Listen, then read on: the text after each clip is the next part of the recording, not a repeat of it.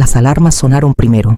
Un chillido agudo que atravesó las paredes de vidrio de la sala de control. Las pantallas parpadeaban en rojo. Falla del sistema, una tras otra. La red logística que yo, Renata Morales, había construido línea por línea, regla por regla, se desmoronaba como un castillo de naipes. Renata, la red está caída. Ellison congeló todas las transacciones, gritó alguien. El sonido de los teléfonos resonaba entre el zumbido del pánico. Papeles volaban. Los gerentes daban órdenes a gritos. El aire olía a miedo y café quemado. En medio del caos, mi jefe, Esteban Durán, estaba de pie en el centro, pálido y sudoroso. «Encuentren a Morales», vociferó. «¿Dónde demonios está Renata Morales?» Yo observaba desde el estacionamiento al otro lado de la calle, con la lluvia golpeando mi parabrisas. Sus siluetas se movían detrás de las ventanas, corrían, suplicaban. Perdidos sin un plan, mi celular vibraba sin parar en el asiento del copiloto. Un pulso constante de desesperación. 82 llamadas perdidas. La cadena de suministro estaba rota, los servidores caídos, los clientes desaparecidos. El mismo hombre que dijo que no estaba lista para liderar, ahora se ahogaba en el silencio que yo había dejado atrás. Respiré hondo. Me recosté en el asiento y escuché la ciudad respirar a mi alrededor, sin música, sin palabras, solo el siseo rítmico de la lluvia y el murmullo suave de una máquina que ya no necesitaba arreglar. Hace 2 días, todo era diferente. Los sistemas estaban estables, los reportes impecables, las luces verdes y firmes. Estuve en la sala de juntas frente a Esteban, sosteniendo 5 años de trabajo condensados en una carpeta gruesa, datos de rendimiento, soluciones, ahorros. Mis huellas estaban por toda la empresa. Él apenas miró mi carpeta y volvió a su tableta. «Eres competente, Renata», dijo. «Confiable, pero no estás lista para liderar». Las palabras cayeron como una pequeña explosión en mi pecho. Ahora, viendo el caos desplegarse a través del vidrio, me di cuenta de lo equivocado que estaba. Los números estaban listos y estaban a punto de hablar más fuerte que yo jamás podría. 2 días antes, ahí comenzó todo. La reunión que transformó la lealtad silenciosa en una tormenta. 2 días antes. La oficina aún se sentía en calma. Luces verdes en los tableros, el zumbido constante de los servidores, la ilusión de control. Llegué temprano. La ciudad aún húmeda por la lluvia de anoche, con una carpeta bajo el brazo que contenía 5 años de trabajo, impresos y encuadernados. Cada reporte, cada métrica, cada mejora que construí desde cero, vivía en esa carpeta. La oficina de Esteban Durán tenía vista de Cibey a la bahía de Mazatlán, toda de vidrio y minimalismo. Le gustaba su espacio como le gustaba su imagen pulido, intocable. No levantó la vista cuando entré, solo señaló la silla frente a su escritorio. «Revisé tu propuesta», dijo, deslizando el dedo por su tableta. «Números impresionantes, como siempre. Eres constante, confiable». Su voz tenía ese encanto fácil que había conquistado a los directivos por años. Pero el liderazgo, Renata, no es solo hacer bien tu trabajo, es presencia, influencia, visibilidad. Esperé, con las manos sobre la carpeta. He liderado cada actualización de sistemas, cada transición de clientes desde 2019, dije con calma. Nuestros errores bajaron un 40% bajo mi supervisión. El contrato con Ellison existe por mi reestructuración. Sonrió apenas. Exacto. Tú ejecutas, sin fallas, pero eres más de trabajar en las sombras. Mantienes las ruedas girando. Los líderes marcan el rumbo. Sus palabras cayeron como electricidad estática suaves, despectivas, definitivas. Por un segundo pensé en discutir, en listar las horas, las crisis, las noches que me quedé mientras otros se iban, pero algo en su tono aburrido, absoluto, me dijo que la decisión no se trataba de méritos, era una narrativa. Gracias por la retroalimentación, dije en cambio, deslizando la carpeta sobre su escritorio. Lo tomaré en cuenta, asintió, ya mirando su pantalla. Bien, sigue con el buen trabajo. Eso fue todo. 5 años, reducidos a una palmadita en la cabeza. En mi escritorio, escribí mi renuncia. 2 semanas de cortesía, redactadas con la misma precisión que ponía en cada proyecto. Cuando se la entregué esa tarde, apenas la miró. Vamos, Renata, dijo con un gesto despectivo. Tómate un fin de semana largo. Se te pasará. No sabía que ese fue el momento en que dejé de intentar demostrar algo. La tormenta aún no comenzaba, pero el aire ya estaba cargado de electricidad. Cuando me uní a Dinámicas Solaris hace 5 años, el departamento era un cementerio de sistemas rotos y contraseñas olvidadas. El gerente anterior renunció a mitad del trimestre tras chocar con los directivos, llevándose todo el conocimiento de procesos, sin documentación, sin plan de recuperación, solo un montón de carpetas vacías marcadas como urgente. Recuerdo mi primera noche quedándome hasta tarde, rodeada de pantallas llenas de archivos corruptos. El zumbido de los servidores era el único sonido en el edificio. No sabía entonces que reconstruiría toda la infraestructura pieza por pieza, bases de datos, protocolos de clientes, flujos internos hasta que cada proceso pasaba por algo que yo había tocado. Al final del primer año, cumplíamos cada fecha límite. Al segundo, superábamos proyecciones. Esteban se paró en la reunión trimestral ese año, presentando la recuperación de nuestro departamento a la Junta. Lo llamó un esfuerzo colaborativo. Su nombre estaba en las métricas de éxito que yo había escrito. Aplaudí con los demás, con las manos temblando bajo la mesa. Después, se volvió rutina. Esteban manejaba la visibilidad, yo, la supervivencia. Él estrechaba manos con clientes. Yo arreglaba los sistemas que hacían posibles sus contratos. Mientras él se iba a cenas en terrazas, yo veía el reloj marcar las 11:57 p.m., reescribiendo código y enviando reportes bajo la luz de la máquina expendedora. No fue resentimiento lo que creció con el tiempo, sino un cansancio seco y silencioso, del tipo que se cuela despacio hasta que incluso el orgullo pesa. La verdad era simple, había construido una máquina tan perfecta que a nadie le importaba quién la mantenía viva. Esa noche, después de que Esteban desestimara mi renuncia, manejé a casa bajo la llovizna y me senté en la oscuridad de mi cocina. El reloj marcaba la 1:12 a.m. Mi celular parpadeaba con recordatorios, informes diarios, preparativos matutinos, revisiones de clientes, todo el andamiaje invisible que había construido para su comodidad. Tomé mi celular, abrí la lista de alarmas y me detuve en la de las 6 soterabas posegam que había gobernado mis mañanas por años. Un toque. Eliminada, sin sabotaje, sin enojo, solo silencio. Dejaría de ser el pegamento que nadie veía, que los sistemas sintieran lo que realmente significaba mi ausencia. A la mañana siguiente, estacioné exactamente a las 8:57 y crucé las puertas de vidrio a las 9 en punto, sin prisas, sin llegar temprano, sin la hora silenciosa de preparación antes de que llegaran los demás. Durante 5 años, había sido la primera luz en la oficina y la última en salir. Ese día, decidí existir solo dentro de las horas por las que me pagaban, en mi escritorio. El zumbido familiar de los servidores llenaba el silencio.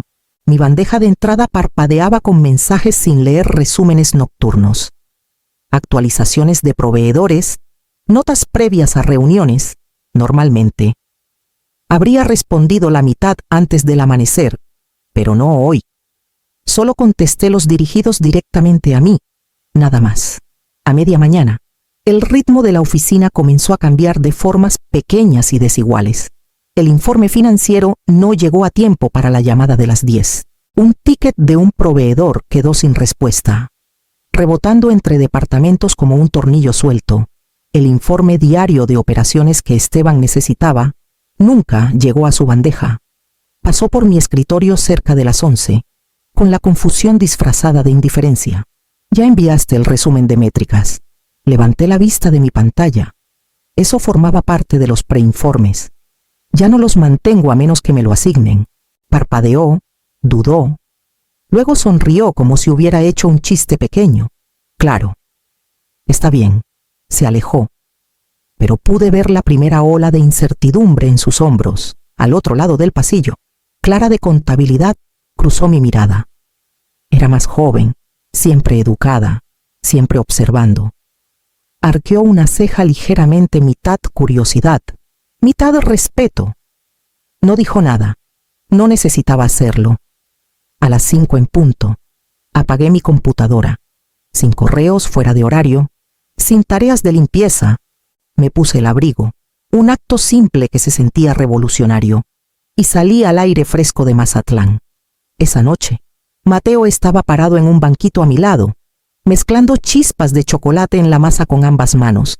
La cocina olía a mantequilla y azúcar, un aroma que no había notado en meses. ¿Por qué llegaste temprano a casa?, preguntó, sonriendo con un poco de harina en la cara.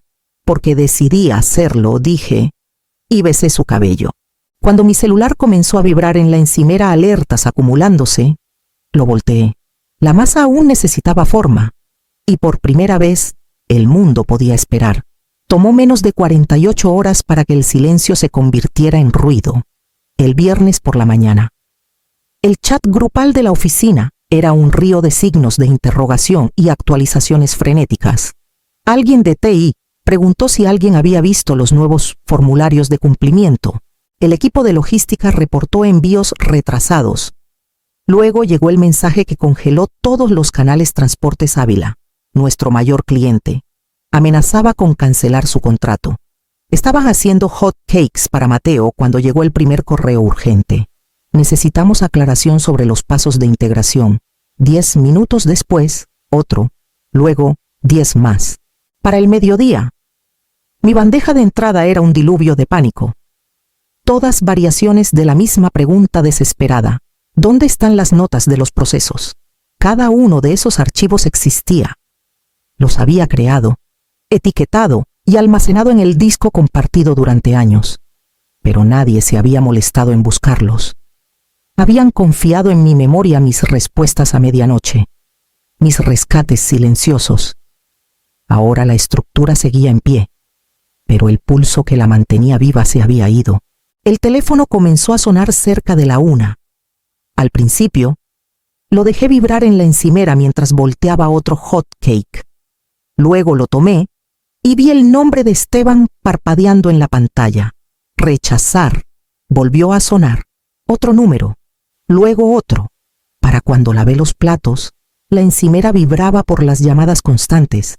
Cuando finalmente contesté, lo único que escuché fue su voz quebrándose entre la estática. Renata, te necesitamos. Toda la secuencia de integración está caída. El cliente está furioso, por favor. Solo dime por dónde empezar.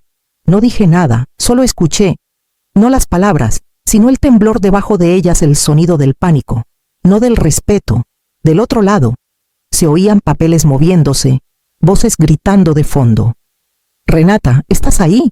Terminé la llamada con suavidad y puse el celular junto al fregadero. 82 llamadas perdidas al anochecer. Mi buzón de voz se llenó con el mismo miedo en repetición. Me recosté en la encimera, con los ojos cerrados, respirando el zumbido tranquilo de mi propia cocina. Durante años había sido su red de seguridad, su plan de contingencia invisible. Ahora, finalmente, veían la forma del vacío que yo había estado sosteniendo. Susurré en la quietud. Que hablen los números. El lunes por la mañana, el edificio parecía un refugio tras un huracán. La gente se movía rápido pero sin dirección, aferrando celulares, carpetas, tazas de café a medio terminar. El zumbido habitual de los teclados había sido reemplazado por voces apresuradas y el eco agudo del pánico rebotando por los pasillos. Entré exactamente a las 9. Ni antes, sin prisas. Solo una empleada más llegando a tiempo. Las cabezas se giraron al pasar.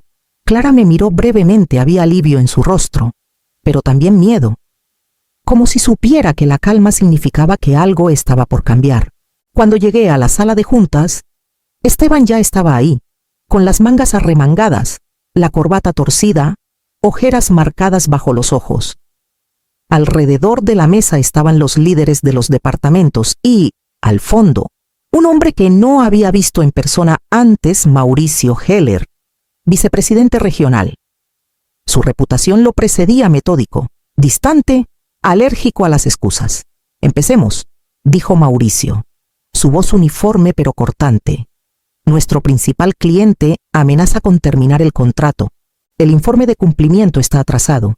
La mitad de sus sistemas están caídos. Necesito respuestas». Esteban carraspeó, intentando sonar compuesto. «Hemos tenido algunos descuidos imprevistos en la documentación. Lo estamos manejando». Mauricio volvió su mirada hacia mí. «Señorita Morales, usted construyó estos sistemas. ¿Puede arreglarlos?» Sentí todas las miradas de la sala sobre mí. La mano de Esteban tembló contra la mesa. Se apresuró a intervenir. «Ella ha estado desincronizada con el flujo de liderazgo. Eso es parte de por qué estamos en esta posición». Lo dejé terminar.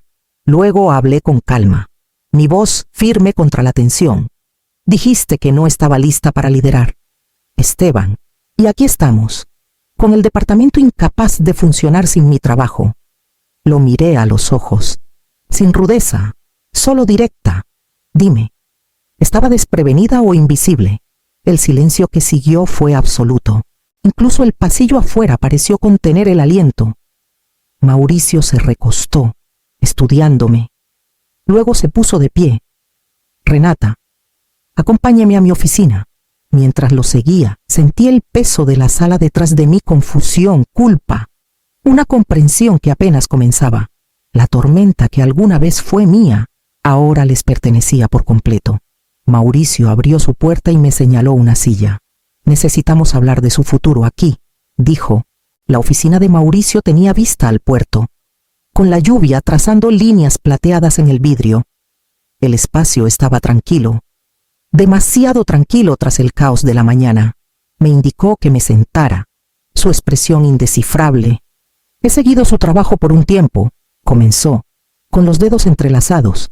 «Sabía que era capaz, pero no me di cuenta de cuánto depende este departamento de usted hasta ahora». Se recostó ligeramente, observándome con calma medida. «Estoy creando un nuevo puesto, directora de estrategia operativa. Reporta directamente a mí. El doble de su salario actual. Control total del presupuesto». Por un momento, no dije nada. Mi corazón latía fuerte, pero mi voz se mantuvo firme. «Es una oferta generosa. Se la ha ganado», respondió. «Francamente, no puedo permitirme perderla».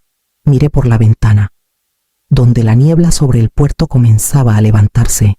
Durante 5 años, construí sistemas que hacían parecer competentes a otros. Ahora, por primera vez, alguien ofrecía poner mi nombre en lo que ya estaba haciendo. Pero una parte de mí dudaba. No quería convertirme en lo que había combatido. «Aceptaré», dije finalmente, «con 2 condiciones». Mauricio arqueó una ceja. «Veamos cuáles son. Primero, quiero autoridad total para contratar 3 puestos. Sé exactamente qué habilidades necesita este lugar si queremos dejar de tapar agujeros». Asintió lentamente, razonable. «Y segundo», continué, «Esteban se queda, eso lo tomó por sorpresa. Después de cómo la trató, prefiere mantenerlo, sí, pero debe completar una capacitación de liderazgo bajo la supervisión de mi equipo. No quiero que lo reemplacen, quiero que lo reconstruyan». La boca de Mauricio se curvó en algo entre incredulidad y respeto. «Eso es inusualmente generoso. La venganza no arregla sistemas rotos», dije. «La estructura sí». Me estudió por un largo momento. Luego extendió su mano. «Trato hecho», la estreché. Un gesto formal pero sólido. Por dentro, mi pecho se sentía tenso con algo agudo y nuevo alivio mezclado con adrenalina. Al salir de su oficina, las luces del pasillo se reflejaban en el vidrio empañado por la lluvia. Por primera vez, no caminaba hacia otra crisis, caminaba hacia el control. En el papel, estaba tranquila. Por dentro, Temblaba. 3 meses después, la oficina ya no era la misma. La tensión que antes flotaba en el aire se había disipado, reemplazada por un enfoque silencioso, del tipo que nace de la claridad, no del miedo. Mi nuevo equipo trabajaba en una suite más pequeña, con vista al Baristé de a la bahía, con paredes de vidrio llenas de notas escritas a mano y diagramas que ahora realmente significaban algo. Clara estaba frente a mí, con los lentes bajos en la nariz, diseccionando una hoja de cálculo de auditoría con precisión quirúrgica. A su lado, Noah, un programador junior que insistía en sacar de soporte técnico, dibujaba nuevas secuencias de automatización en una tableta. Había sido ignorado durante años por ser callado. Metódicos rasgos que yo entendía demasiado bien. Ahora, era la columna vertebral de nuestro rediseño. Habíamos reconstruido el flujo de trabajo de Solaris desde adentro. Cada proceso redundante mapeado, cada hueco sellado, cada entrega rastreada. Las horas extras cayeron un 35% en 6 semanas. La precisión de las auditorías superó las proyecciones. Los números no solo se recuperaron, cantaron. Nuestros clientes lo notaron. Transportes Ávila renovó su contrato y lo amplió. Otros 2 clientes regresaron, citando una transparencia sin precedentes. Por primera vez en años, salí de la oficina antes del atardecer sin culpa. El día que Mauricio presentó nuestros resultados trimestrales a la junta, me quedé al fondo de la sala, invisible pero presente. La pantalla brillaba con gráficos, líneas limpias, curvas ascendentes. Su división sola, dijo Mauricio, tocando la diapositiva, revirtió una pérdida operativa de 80 millones de pesos y la convirtió en un crecimiento neto. La sala murmuró. El director financiero se inclinó hacia adelante. Alguien aplaudió, suavemente al principio, luego otros se unieron. Al otro lado de la mesa, Esteban estaba rígido, con la mandíbula tensa. No me miró, pero no necesitaba hacerlo. Su silencio pesaba más que cualquier disculpa. El orgullo que alguna vez levantó un muro entre nosotros ya no tenía dónde esconderse.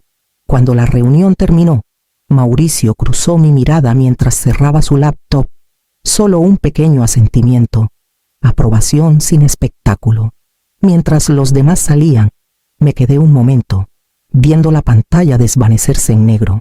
La satisfacción que se asentó en mi pecho no fue el rush agudo que había imaginado, era más tranquila, más firme. No era victoria, no era venganza, solo prueba. Los números habían hablado y no mintieron. La lluvia volvió, suave contra las ventanas de la cocina. Un ritmo constante que llenaba el silencio de la casa. Mateo estaba sentado en la mesa, con el lápiz golpeando ligeramente mientras resolvía un problema de matemáticas. Su cabello cayendo sobre los ojos. El olor a sopa de tomate flotaba desde la cena, cálido y simple. Era la primera noche en meses que se sentía tranquila, sin reuniones fuera de horario, sin emergencias de última hora. Mi laptop estaba cerrada junto a una taza de té que se enfriaba, su pantalla oscura por una vez. «Mamá», dijo Mateo sin levantar la vista. «¿Finalmente vieron lo buena que eres?» Me detuve, sonriendo por su elección de palabras. «¿Vieron el trabajo?», dije. «Eso es suficiente», asintió, satisfecho, y volvió a su cuaderno. Lo observé un momento, el enfoque silencioso, la persistencia. Tal vez lo había aprendido de mí, o tal vez yo lo había aprendido de él, que el valor no necesita ruido para ser real. Mi celular vibró en la encimera. Una sola vibración en la calma de la cocina. Un mensaje de Mauricio. «La Junta aprobó tu promoción a vicepresidenta, unánime. Felicidades, Renata». Lo leí 2 veces. Luego dejé el celular con suavidad. No había prisa por responder, ni sorpresa. Solo una calma que se asentaba en mí, del tipo que llega cuando algo finalmente se alinea como siempre debió ser. Afuera, las luces de la calle brillaban en el pavimento mojado. Podía ver mi reflejo débilmente en la ventana más vieja que cuando comencé en Solaris, pero más firme, más anclada. La ciudad pulsaba más allá del vidrio, las luces parpadeando a lo lejos como monitores de latidos, vivas de nuevo. Durante años, intenté explicar mi valor con palabras, en reportes, en reuniones donde voces como la mía eran fáciles de ignorar. Pero no fue mi voz la que cambió algo, fue la evidencia que dejé atrás. La estructura que seguía funcionando cuando el ruido se detenía. Mateo bostezó, recogiendo sus papeles. Me levanté para apagar las luces, el ritmo de la lluvia suavizándose contra el tejado. A veces, la declaración más fuerte no es una confrontación, es la prueba silenciosa que queda en los datos irrefutable, innegable, y finalmente vista. La casa quedó en silencio, salvo por el sonido de la lluvia, constante y verdadero.